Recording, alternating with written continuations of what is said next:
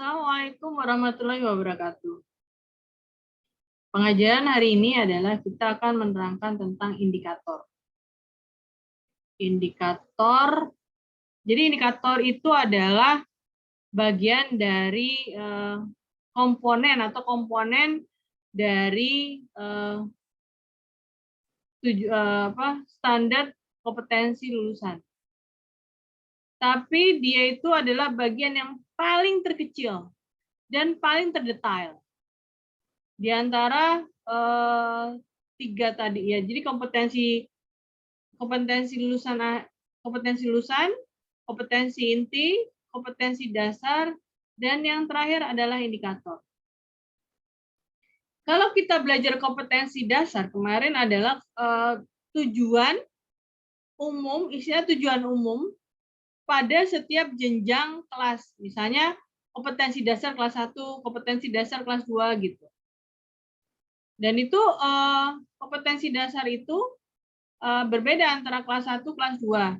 Kemarin ada berapa? 4 kompetensi dasar, ada 4 ya. Kompetensi dasar religius, sikap, pengetahuan, dan kegiatan pengetahuan. 4. KD1, KD2, KD3, KD4. Gitu. Itu kan masih umum gitu, tiap kelas berbeda gitu. Kemudian bagaimana guru melakukannya gitu, ada di indikator. Jadi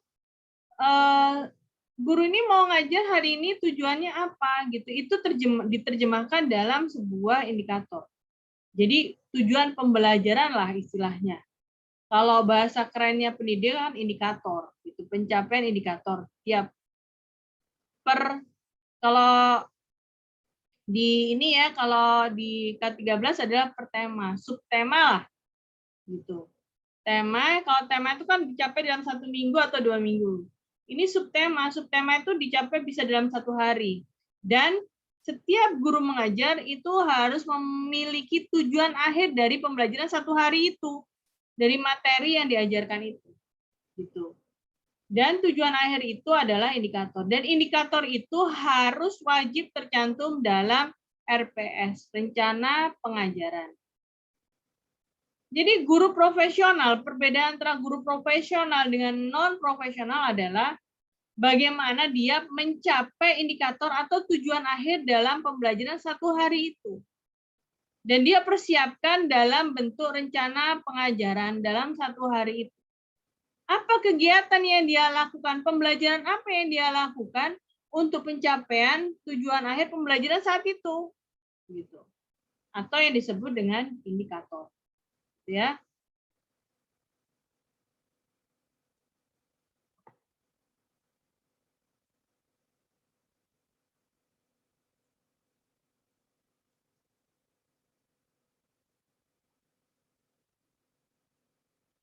Indikator adalah, kalau tadi saya sudah terangkan secara garis besar, maka kita akan mengajak Anda tentang belajar tentang definisi indikator.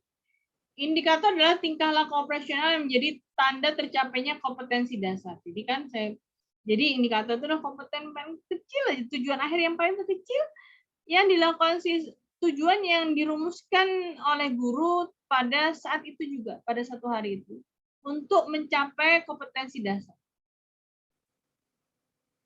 Tingkah laku operasional artinya tingkah laku yang dapat diukur dan diamati. Jadi kata indikator itu berisi tentang kata operasional. Artinya tingkah laku yang dapat diukur dan diamati. Dalam bentuk apa? Tes. Jadi kalau dalam pembuatan rencana pengajaran itu ada asesmen atau penilaian akhir. Nah, penilaian akhir inilah mengukur keberhasilan indikator yang kita rumuskan dalam 1 hari itu. Misalnya, tujuannya adalah siswa dapat menyebutkan bagian organ tubuh ikan, ikan emas. Nah, kemudian kata operasional yang dapat diukur untuk dapat diamati adalah begini. Untuk mengukurnya ya, apakah bagaimana anak itu dapat menguasai tentang struktur organ misalnya. Anak-anak sebutkan apa fungsi sirip dalam dalam tubuh ikan itu, gitu. Terus bagaimana cara ikan itu bernapas di dalam air? Nah, itu adalah indikator penilaian digunakan untuk mengukur tercapai atau tidaknya indikator. Gitu ya. Jadi lebih bisa diukur lah. Jadi nggak boleh kita itu membuat sebuah kalimat indikator begini.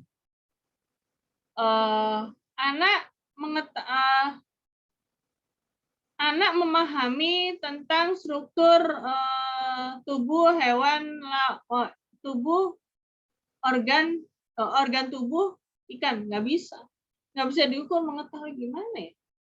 Memahami nggak bisa. Jadi harus bisa diukur. Yang bisa diukur begini, siswa dapat menyebutkan bagian-bagian tubuh ikan.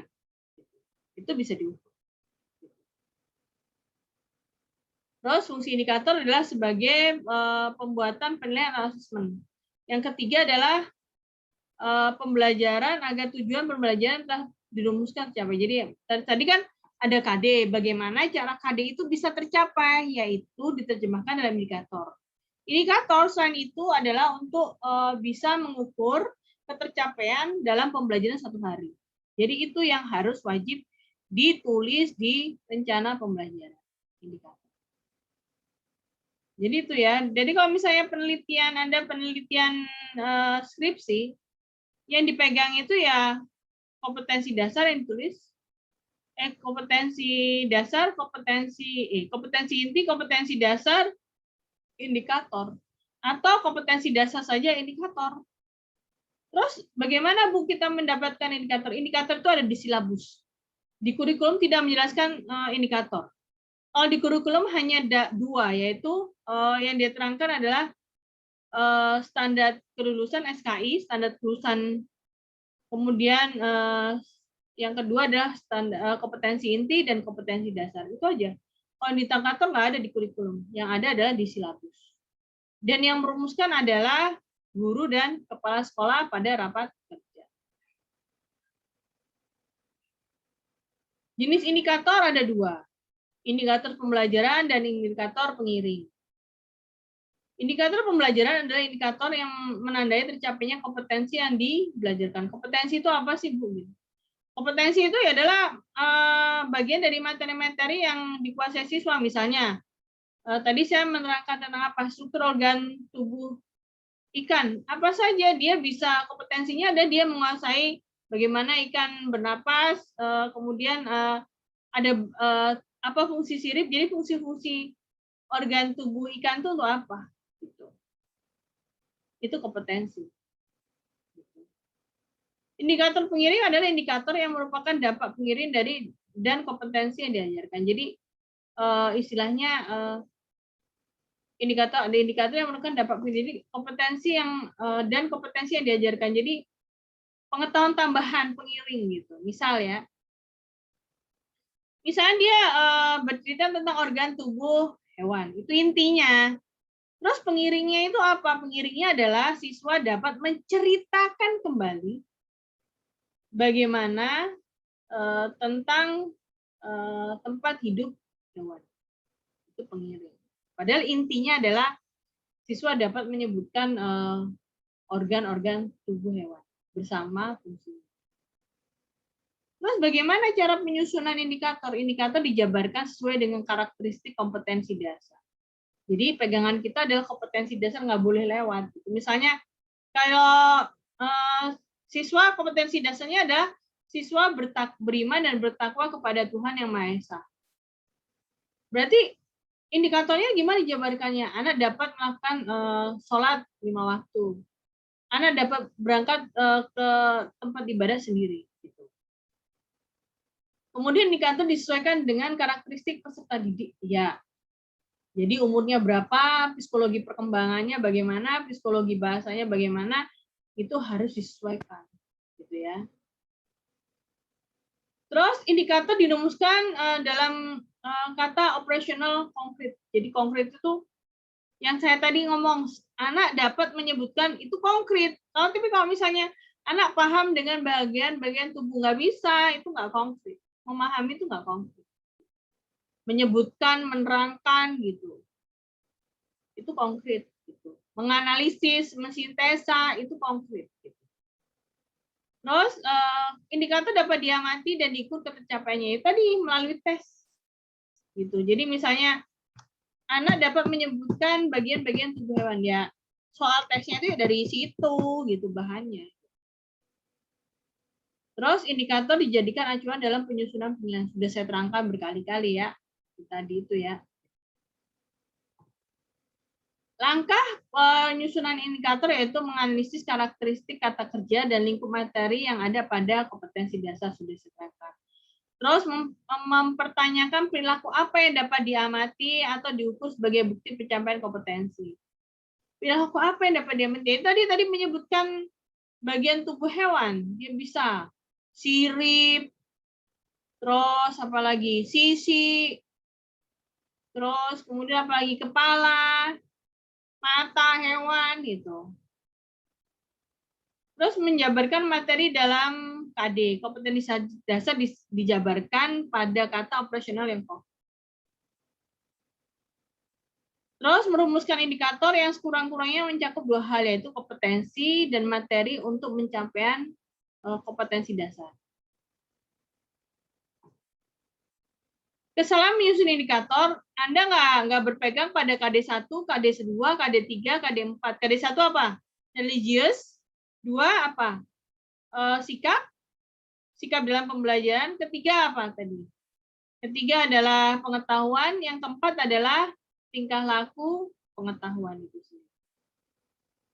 Itu nggak terlihat gitu. Anda bikin yang nggak bisa diukur gitu, memahami, kemudian apalagi ya, memahami, kemudian hanya tidak ada yang konkret gitu, memahami terus mengerti itu nggak konkret, memahami mengerti terus apalagi ya, mengetahui gitu, cuma mengetahui doang, nggak bisa diukur. Mengetahui gimana? Terus indikator belum dijabarkan dalam kata kerja operasional konkret.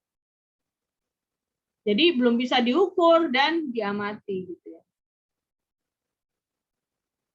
Ini aduh saya nggak bisa nih ya. Jadi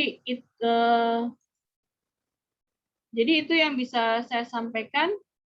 Mohon maaf apabila terlampau singkat gitu.